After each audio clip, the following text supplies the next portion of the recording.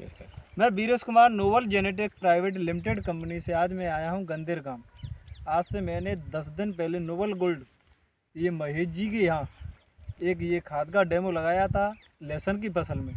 तो आज हम नोवल गोल्ड की कहानी किसान की जुबानी।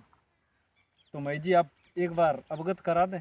जी, नोवल गोल्ड छिड़कने के बाद में इसकी जड़ें जो है ना काफ़ी ज़्यादा आई हैं, जड़ें भी ज़्यादा आई और लंबी भी हुई हैं। और उसकी बनस्पत जिसमें नहीं था ना उसकी जड़ें छोटी छोटी और बहुत कम जड़ें हैं इसके अंदर। तो जड़ें ही पौधे को विकसित करने में सहायक देती है और लहसुन बनेगी तो जड़ से बनेगी। तो इसलिए नोवल गोल्ड में शानदार रिजल्ट रहा और इन दोनों में काफ़ी डिफरेंस आया है। अच्छा, आप नोवल गोल्ड से पूरी तरह से संतुष्ट हूँ। आप अगले फार्मर को क्या नोवल गोल्ड के बारे में सजेस्ट? मैं तो इस पूरे खेत में डालूंगा इसको, आप दूसरे डालने में डालूंगा इसको, क्योंकि मुझे रिजल्ट नज़र आ रहा साफ। इसकी जड़ें बहुत आई हैं, इसकी जड़ें नहीं के बराबर है, काफ़ी फर्क पड़ा है। ठीक, थैंक यू।